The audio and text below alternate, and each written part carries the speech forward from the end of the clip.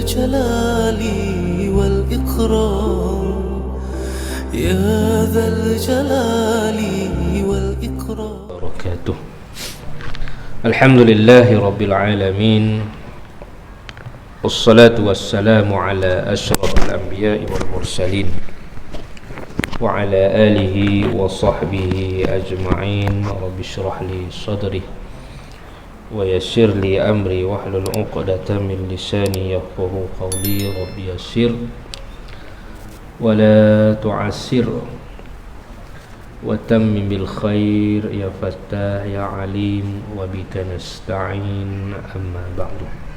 Tuan-tuan muslimin muslimat yang dirahmati oleh Allah Subhanahu wa taala, pertama-tama sekali syukur kita kehadirat Allah ditemukan kita sekali lagi selepas daripada kita berhenti berehat untuk ibadah korban. Allah panjangkan umur kita untuk sama-sama kita meneruskan tugas kita sebagai hamba Allah, melakukan sebanyak-banyaknya bekalan untuk kita bertemu dengan Allah Subhanahu wa taala. Jadi hidup ini, dunia ini darul amal, iaitu yakni negeri beramal, wal akhiratu darul jaza, dan akhirat itu adalah negeri balasannya. Di orang yang di dunia bersungguh-sungguh mentaati Allah, maka di akhirat kelak dia berolehlah apa yang kesusahan dia dan kepayahan dia dalam melawan hawa nafsu, maka dia akan nampak hasilnya di akhirat kelak.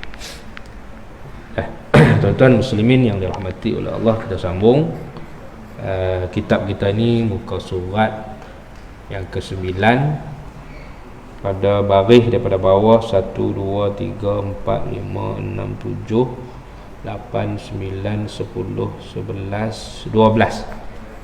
Baris yang ke-12 daripada bawah.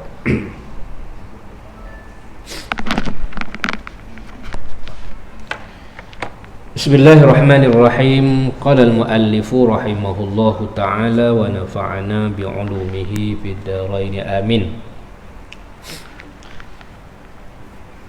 Kesembilan, ilmun, artinya mengetahui, dan iaitu sifat yang maujud, yang sedia, yang berdiri atas barang yang daripada segala yang wajib dan yang harus dan yang mustahil, atas wajah meliputi, atas jalan tafsil dengan ketiadaan dahulu tersembunyi. Jadi tuan-tuan yang dirahmati oleh Allah Subhanahu wa taala, kita masuk malam ni pada satu tajuk perbincangan tentang sifat ilmu Allah Subhanahu wa taala. Sifat yang ke-9 yang wajib atas kita, kita kena i'tiqad di hati kita. Semua hari kita mengaji ni wajib kita kena i'tiqad di hati, pegang di hati sekejapnya. Kemah jazam dia panggil.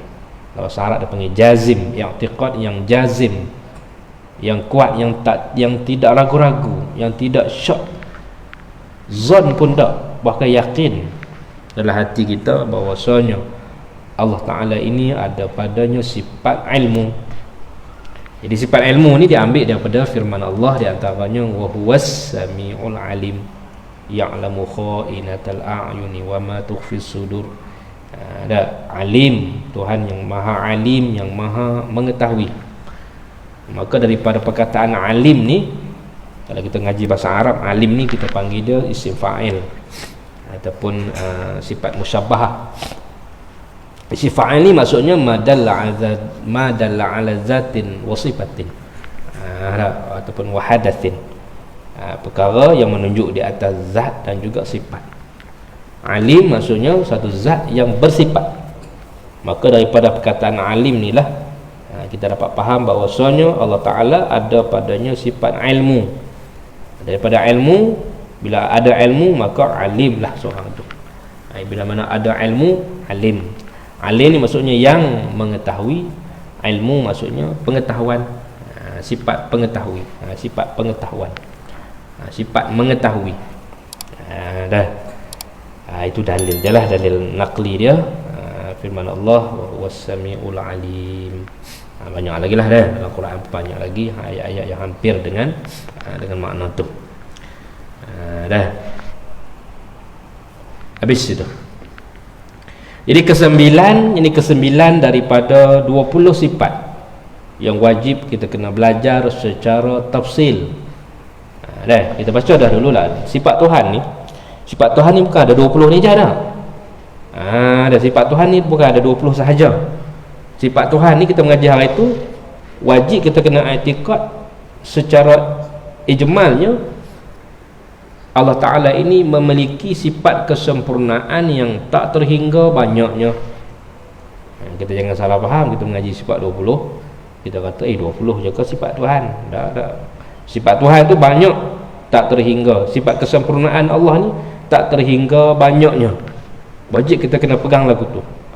Cumanya 20 ini ataupun 13 ini wajib kita kena belajar secara tafsil, satu persatu. Sebab semua ini termaktub di dalam Quran. Dah. Jadi oleh kerana itu sifat ni wajib kita kena belajar secara tafsil. Tafsil maksudnya detail sikit lah. Secara detail. Kalau yang lain daripada ni, wajib kita kena i'tiqad ada padanya sifat kesempurnaan yang tak terhingga banyaknya. Tu. Dia kata kesembilan ilmu. Jadi kesembilan dari sudut bilangan, bukan dari sudut tertib. Sifat Tuhan dia tak ada tertib, no. Dia tak ada tertib. Bukanlah sifat ilmu ni, sifat ni duduk yang kesembilan. Ada yang kesembilan pada zat Allah Ta'ala. Tak. Cumanya kita belajar satu, dua, sifat kedua, sifat ketiga ini dari kita kata sudut sebutan pada belajar saja. Kesembilan ni bukan dari sudut tertib. Tak serupa dengan kita belajar rukun apa? Rukun semayang kan. Rukun semayang yang pertama, yang kedua, yang ketiga, yang itu tertib. Yang itu tertib. Tertib maksudnya kita tak akan rokok melainkan kita akan Fatihah dulu. Itu kita panggil bilangan melalui tertib satu persatu. Ada tertib. Ini semua kesembilan ini kita kata kesembilan daripada 13 sifat ini bukan dari sudut tertib, dari sudut sifat ilmu ni sifat yang kesembilan ada di zat Allah Ta'ala. Semua sifat Allah Ta'ala ini qadimah. Qadim, sedia kala, tidak ada awal baginya. Semua sifat yang kita belajar ni dia panggil qadimah, sifat yang tidak ada awal pada adanya di zat Allah Ta'ala. Habis itu dah. Tu kita ulang banyak kali. Kita dah bagi tahu dah hari tu, tapi kita ulang balik. Dah. Sebab dalam pepatah Arab dia kata apa? Idza takarrara tahaqqaqa. Bila mana kita ulang dah jadi tahaqqaqa, dah jadi lebih tahakkuk, lebih jelas, lebih mudah faham. Gitu. Ada kesembilan ilmun, arti ilmu dari bahasa Melayunya ialah mengetahui. Sifat mengetahui. Dan iaitu mengetahui ni sifat yang mewujud, yang sedia. Mewujud ni maksudnya yang ada sifat itu di zat Allah Ta'ala. Hingga kan dalam kitab-kitab akidah disebut lau kushifa 'annal hijab la ra'aina. Kalau Allah Ta'ala buka di mata kita ni hijab, kita boleh lihat sifat Allah Ta'ala ni. Sebab di sifat yang mewujud, sifat yang ada. Dirinya tu ada. Di akhirat kelak bila mana kita dibuka hijab, kita dapat lihat Allah Ta'ala dan kita dapat lihat sifat-sifat dia tanpa kaifiat. Tak diketahui lagu mana nak cerita, tak tahu. Habis itu. Yang sedia, maksudnya sedia ini yang qadim, yang tidak ada awal baginya. Itu maksud kata yang sedia. Semua sifat-sifat Tuhan ni yang kita dah belajar daripada satu wujud sampailah kalam nanti, semuanya sifat yang sedia. Apa maksud sedia? Sedia maksudnya yang qadimah, yang qadim, yang tidak ada awal pada permulaannya, yang tidak ada awal pada wujud dia. Maksudnya sedia kala adanya, tidak ada permulaan. Tak serupa kita ni ilmu kita baru, kita panggil ilmu kita muktasab. Ilmu kita ni kita boleh dengan muktasab, kita usaha, kita mengaji baru kita tahu. Tak ngaji kita tak tahu. Kita membaca, usaha. Tidak kita usaha untuk dapat ilmu, kita baru boleh ilmu. Tapi Tuhan tak, ilmu Allah Ta'ala ni bukan jenis muktasab. Dalam mata jahrah dia kata wala yuqala ilmuhu muktasaban. Jangan kita katakan ilmu Allah Ta'ala ini muktasab, ilmu yang berboleh, yang diperolehi dengan cara diusaha. Tak nah, ilmu Allah Ta'ala ni ilmu zati. Bukan dengan cara usaha. Tu itu maksud kata yang sedia, yakni qadim, azali lagi wujudnya, adanya sifat ini azali lagi, sedia kala lagi di zat Allah Ta'ala. Yang berdiri, yakni yang ada. Dia terjemah daripada al-qaim. Kalau kita ngaji bahasa Arab, qaim ni, siapa baru-baru belajar, qaim maksudnya orang berdiri. Qama Zaidun, telah berdiri oleh Zaid. Al-qaim, Zaid qaimun, Zaid seorang yang berdiri. Itu satu makna. Itu satu makna. Qaim juga dengan makna berada, tempatnya di situ. Qaim bizat, ada ia di situ, ada di zat. Itu maksud qaim juga. Bahasa Arab ni dia kadang-kadang satu kalimah tu makna dia banyak. Kita bahasa Melayu ni tak serupa bahasa Arab tu. Bahasa Arab ni satu kalimah kadang-kadang makna dia banyak. Jadi qaim dia terjemah daripada yang berdiri ni sebenarnya dia terjemah daripada perkataan al-qaim.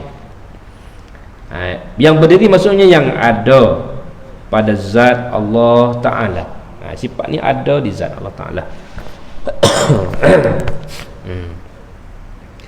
Yang nyata dengannya, dengan sifat ini,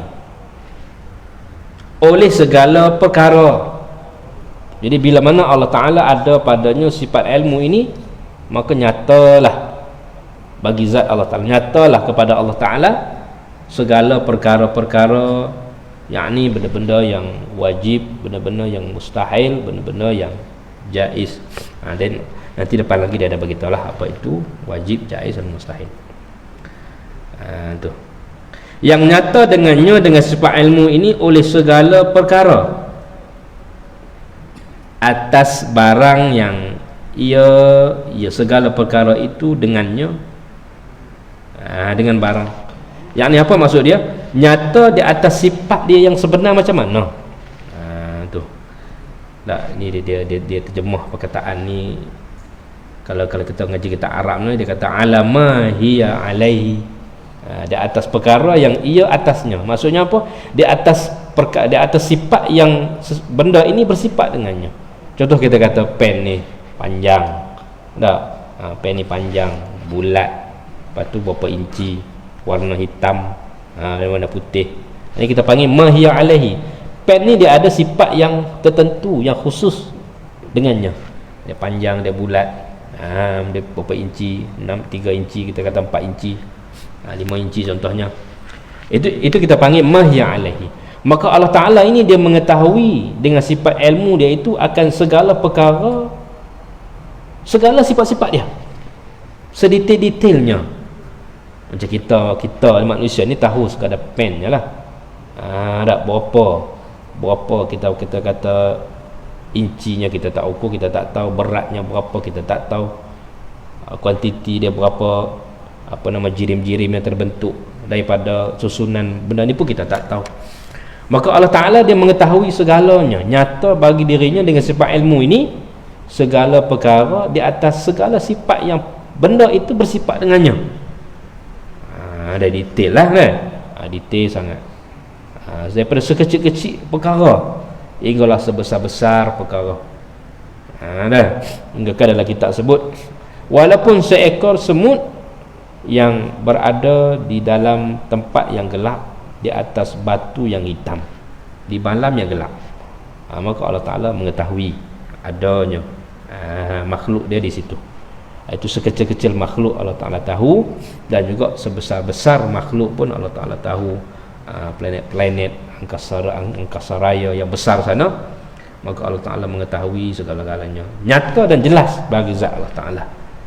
Itu maksud kata yang nyata dengannya, dengan sifat ilmu ini, oleh segala perkara atas barang yang ia dengannya, yakni di atas sifat-sifat yang dia ada, di atas sifat-sifat yang benda itu bersifat dengannya, panjang mana, tinggi mana, berapa biji, berapa titik, air laut ini berapa titik, kuantiti dia besar mana, semuanya jelas dan nyata di sisi Allah Subhanahu wa Ta'ala.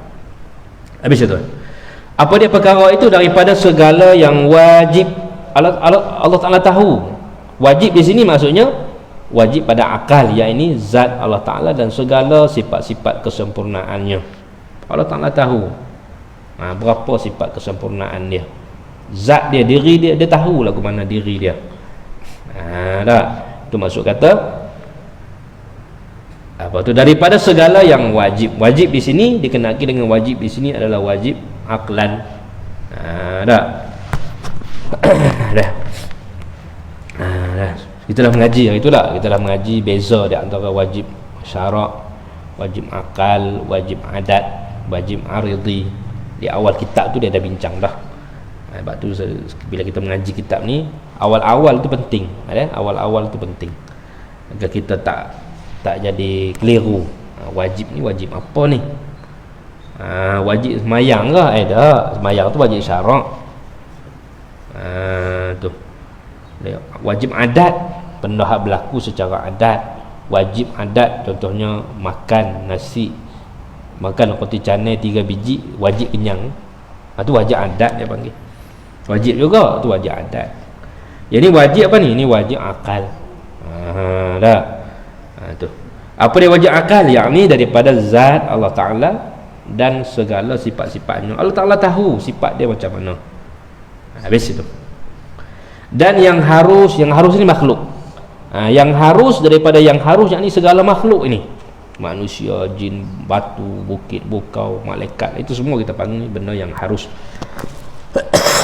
Allah Ta'ala mengetahui semua benda-benda yang harus. Dah. Jadi kenaki dengan yang harus ini adalah mumkinat ataupun makhlukat. Segala makhluk ini kita panggil benda yang harus. Allah Ta'ala tahu.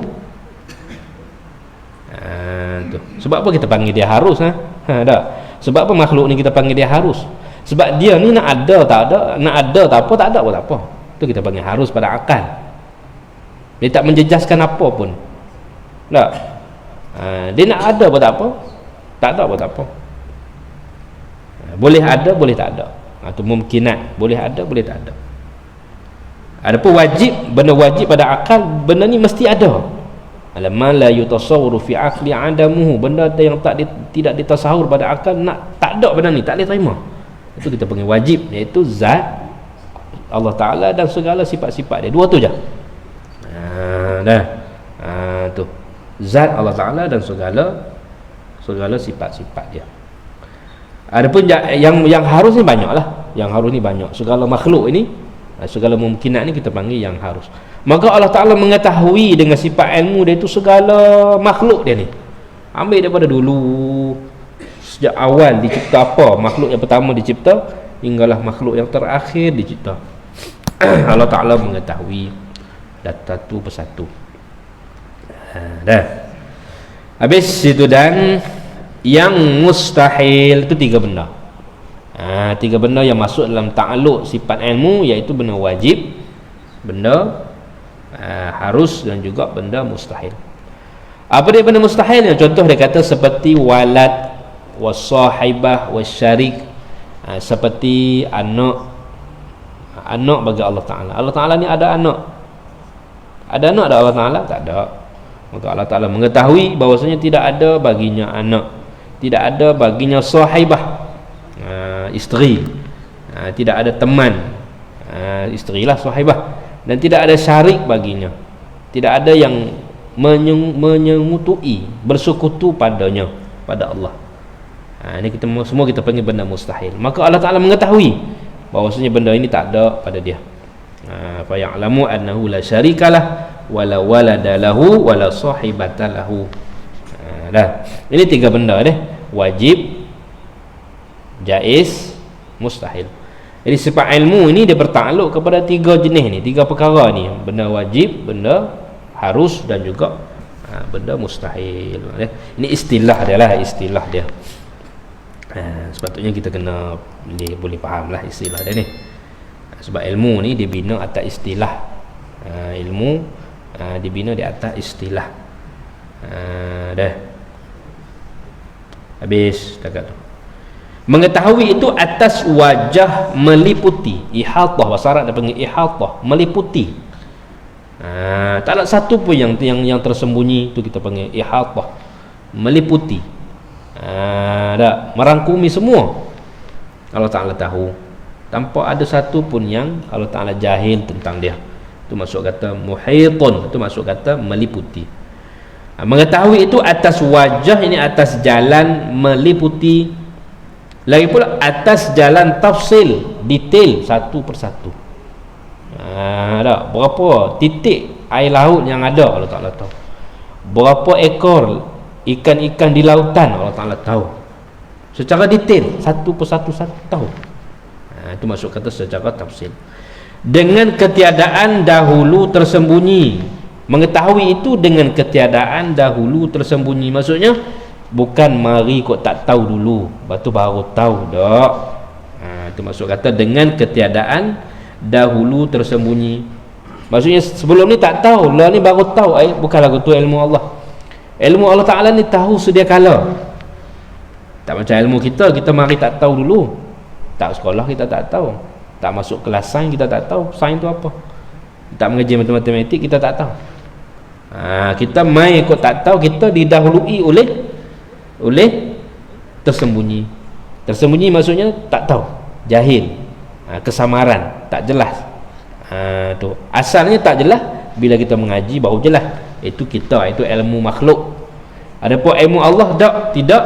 Ilmu Allah ini dengan ketiadaan dahulu tersembunyi. Bukan mai kok tak tahu dulu sebab tu baru tahu. Tak. Bukan lagu tu. Itu maksud kata dengan ketiadaan dahulu tersembunyi.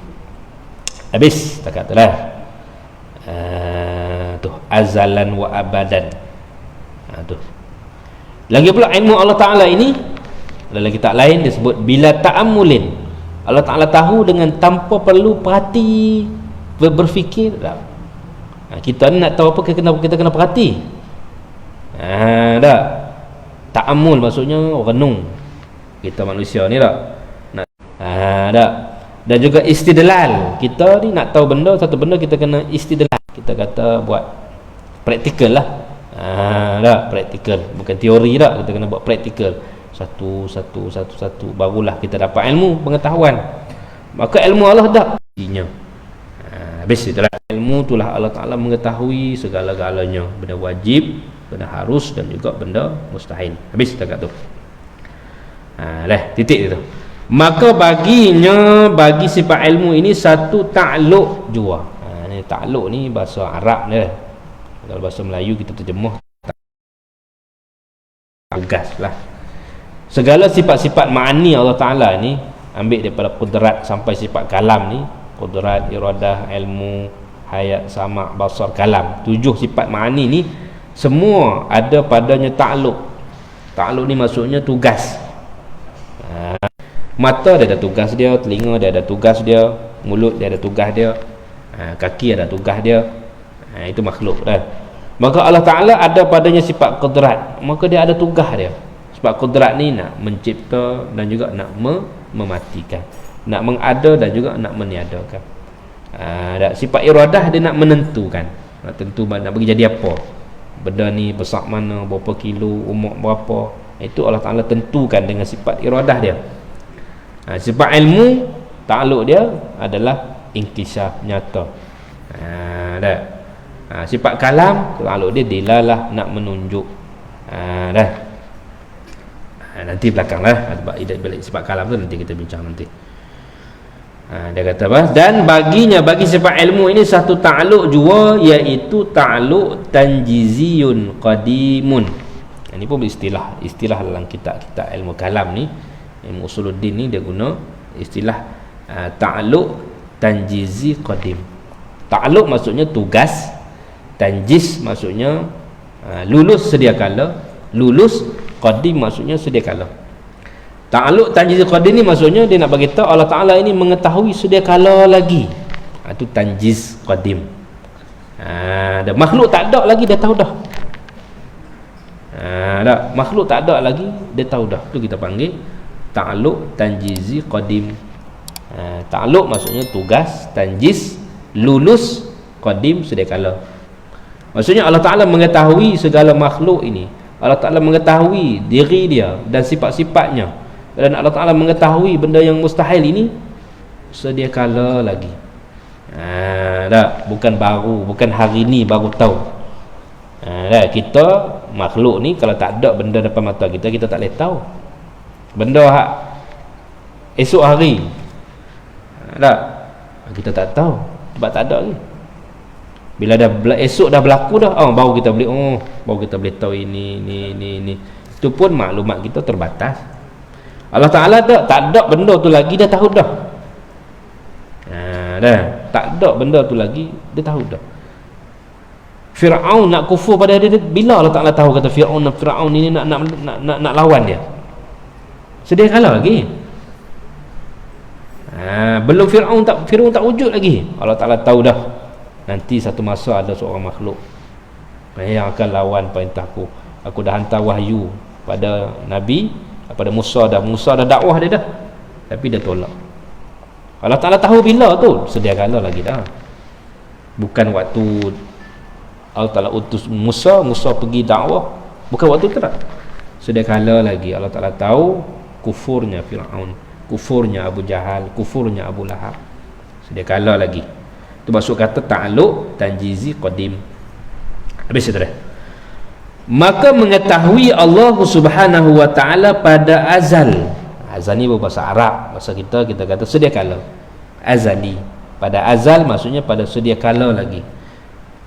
Dah. Azal ni maksudnya tak ada awal. Itu kita panggil azali. Tu pada awal-awal lagi. Pada azali lagi. Tu. Habis setakat tu mana tadi? Maka mengetahui Allah Subhanahu wa ta'ala pada azal akan segala perkara. Tu. Hingga barang yang tiada kesudahan baginya.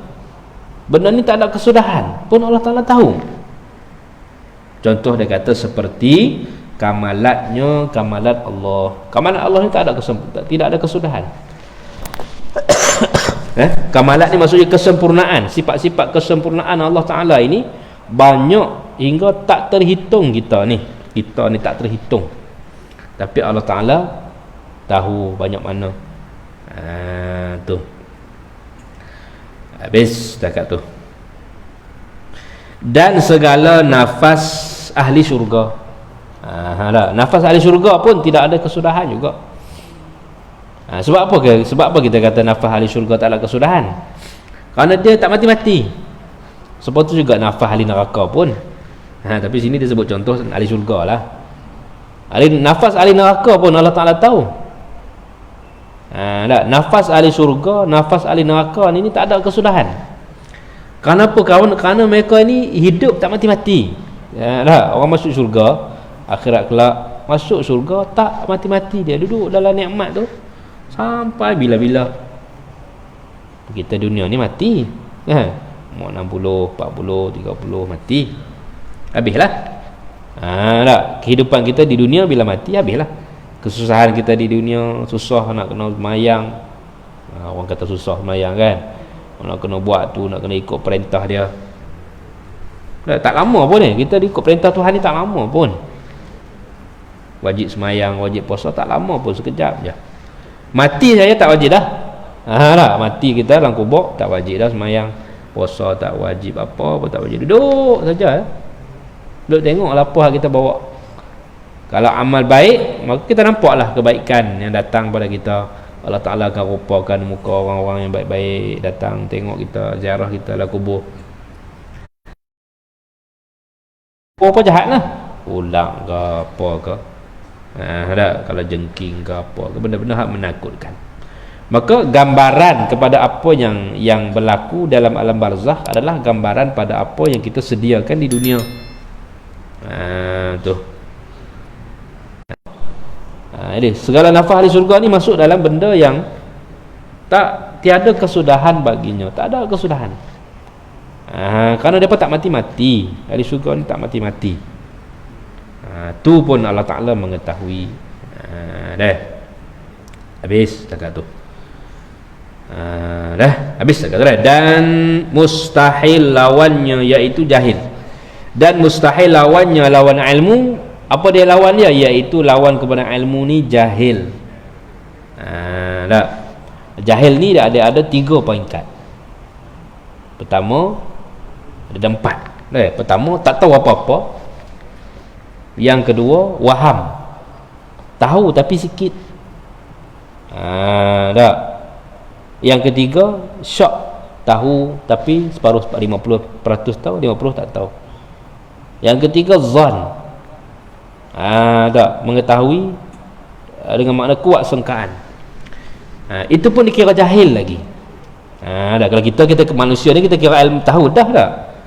Tahu serba sikit, kita kata kita ni pandai agak baik kereta sikit-sikit. Kita panggil orang tahu juga. Tak. Tahu banyak separuh. Oh, boleh saya ni boleh lah, kalau kereta Malaysia ni boleh baiki saya. Contohnya tak. Tu pengetahuan separuh. Kita makhluk ni kita panggil ilmu dah. Tapi di Tuhan tak boleh. Tuhan dia panggil jahil lagi. Selagi mana tak sempurna pengetahuan dia, tetap jahil lagi. Maka oleh kerana itu sifat ilmu Allah Ta'ala ini bukan macam kita yang ada separuh-separuh, sikit-sikit saja tahu. Tu tidak kita panggil tidak 100% tahu. Ini sebab pada Tuhan dia panggil jahil lagi. Sikit dia nak 100% tahu, jelas di sisi dia, baru dia panggil ilmu. Dan mustahil lawannya, lawan ilmu, iaitu jahil. Jahlun, Arab panggil jahlun. Bahasa Melayu kita panggil jahil. Tak. Bahasa Arab dia panggil jahlun naqli.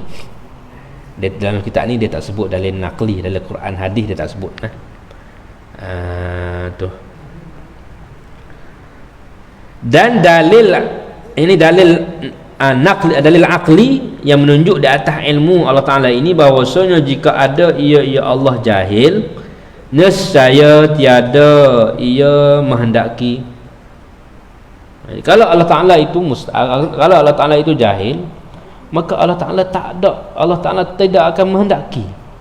Maksudnya Allah Ta'ala tak akan tentukan apa-apa pun. Tak. Dia sifat iradah dah, kita ngaji dulu sifat iradah, qudrat, iradah, ilmu. 3 sifat ni dah. 3 sifat ni dia panggil saling berkait. Qudrat maksudnya kuasa. Buat itu, buat ini, cipta tu, cipta ni, mematikan itu, mematikan ni. Tak. Maka Allah Ta'ala ciptakan akan sesuatu itu dengan ditentukan oleh iradah dia dulu. Tak. Allah Ta'ala nak matikan si fulan esok pagi, lepas subuh mati dia, contohnya. Maka Allah Ta'ala matikan esok 6:30 pagi esok adalah daripada taksis sifat iradah dia. Dia dah tentu sedia kala lagi si fulan ni, Yusuf ni akan mati di surau tengah sembahyang subuh, esok mati dia di surau ni.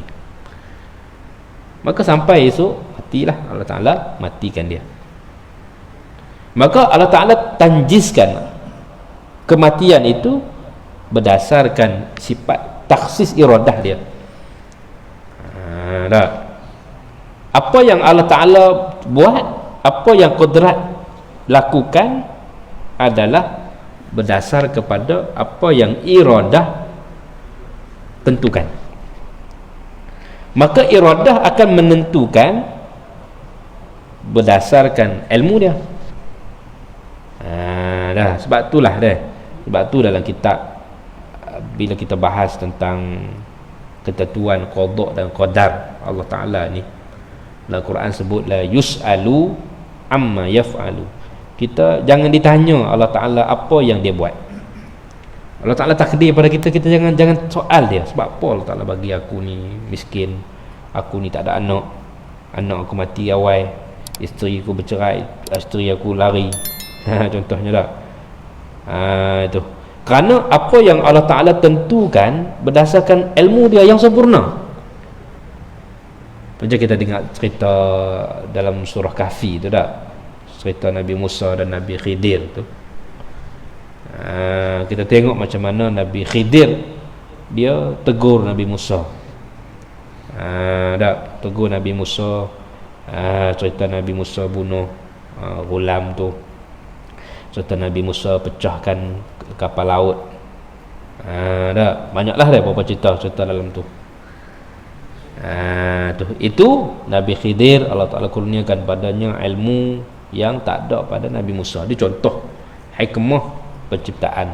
Maka selepas daripada Nabi Khidir cerita satu persatu kenapa dia larang itu, dia larang ni. Maka seperti itu juga ilmu Allah Ta'ala cipta pada kita hari ni sekian, kita ni duduk tahun ni berniaga tak kaya-kaya Ustaz, saya ni Ustaz. Tak kaya-kaya, macam-macam. Maka Allah Ta'ala dengan ilmu dia, dia tahu, dia tentukan kita ni tak jadi kaya ni sebab dia tahu ilmu dia sempurna. Kalau kaya kah tak kenal Tuhan dah dia ni. Dah. Kalau kaya tu dah. Kalau ada anak dia ni pongoi. Kalau ada anak dia bukui anak dia. Dah. Itu contoh dah, contoh nak beritahu kata Allah Ta'ala dia buat sesuatu dengan iradah dia dan dia kehendaki sesuatu dengan ilmu dia. Maka ilmu Allah Ta'ala itu maha sempurna. Dia akan tentukan pada kita apa yang dikehendakinya dengan ilmu dia yang sempurna. Walaupun kadang-kadang kita nampak macam tak bagus, tak elok pada kita, pada ilmu kita tak elok, tapi pada ilmu Allah bagus benda ni. Hang ni kena miskin, kalau hang kaya tak lepi. Allah Ta'ala tahu dah. Sebab tu Allah Ta'ala bagi kita cukup-cukup makan je. Hang ni kalau macam-macam lah dah, kalau kita nak cerita tu banyak benda. Dah, semua kita nak beritahu di sini. Sebab tu dia kata di sini apa tadi? Mana? Jika ada ia Allah jahil, nescaya tiada ia Allah menghendaki. Yang ni dengan sifat iradah dia, dengan sifat Allah, iradah Allah Ta'ala ni menentukan akan segala sesuatu itu. Kalau dia itu jahil, maka dia takkan tentukan apa-apa. Maka kalau dia takkan tentukan apa-apa, maka dia takkan ciptakan apa-apa pun. Itu tiga benda: ilmu, iradah, qudrat. Ilmu, iradah, qudrat. Tu. Ini kita panggil secara ta'aqul lah, secara ta'aqul dia panggil. Mana tadi Nah tu, nescaya tiada ia Allah menghendaki, dan iaitu tiada menghendaki itu mustahil pula, kerana sabit menghendakinya nya Allah dengan dalil yang telah lalu. Maka sabitlah ilmu. Itu kita belajar dah dalil tentang sifat iradah Allah Ta'ala. Kalau Allah Ta'ala tak kehendaki, maka Allah Ta'ala takkan cipta. Kerana sifat iradah, sifat kudrat Allah Ta'ala ini berkait rapat dengan sifat iradah. Allah Ta'ala cipta bergantung kepada apa yang dia tentukan. Itu kita panggil tugas. Tugas sifat masing-masing. Tu. Hari ni Allah Ta'ala bagi kita jadi apa hari ni? Sakit demam ke, batuk ke, itu semua iradah Allah Ta'ala sedia kala lagi. Maka Allah Ta'ala tentukan kita sakit ini dengan ilmu dia yang sempurna. Dengan ilmu dia yang sempurna. Maka sabitlah ilmu, dan apabila sabit baginya, bagi Allah Ta'ala ilmu, mustahil atasnya, atas Allah Ta'ala jahlun. Dah azan dah. Ni nak berhenti tempat elok lah ni, elok lah berhenti ni. Habis cakap tu dah. Dan apabila sabit baginya, bagi Allah ilmu, mustahil atasnya, atas Allah Ta'ala itu jahil. Ke-10 ayat. Kita berhenti dekat tu dah. Di kesimpulannya yang dapat kita ambil pada malam ni, ringkasnya wajib kita kena i'tiqad dalam hati kita ada pada Allah Ta'ala sifat ilmu. Ada ilmu. Maka dengan ilmu lah Allah Ta'ala mengetahui segala benda. Benda wajib, iaitu zat dia dan sifat dia Allah Ta'ala tahu. Benda harus, segala makhluk ni Allah Ta'ala tahu. Dan benda mustahil, benda yang mustahil atas dia, dia tahu bahawasanya tidak ada baginya anak. Dia tahu bahawasanya tidak ada baginya sekutu. Dia tahu bahawa tidak ada baginya segala sifat-sifat yang mustahil. Dia tahu. Itu 3 benda yang merangkumi di bawah sifat ilmu. Dah wajib kita kena i'tiqad dalam hati kita Allah Ta'ala ada padanya sifat ilmu yang maha sempurna, mengetahui segala-galanya secara tafsil dan ijmal, tahu belaka, tanpa didahului oleh tersembunyi. Tidak. Dengan makna kata Allah Ta'ala tahu sejelas-jelasnya segala perkara itu. Itu kesimpulannya lah. Kesimpulannya daripada tajuk sifat ilmu yang kita baca pada malam ni, mudah-mudahan dapat dirahmati oleh Allah Subhanahu wa taala dan dapat diberi kefahaman yang sempurna pada kita. Wallahu subhanahu wa ta'ala a'lam. 23.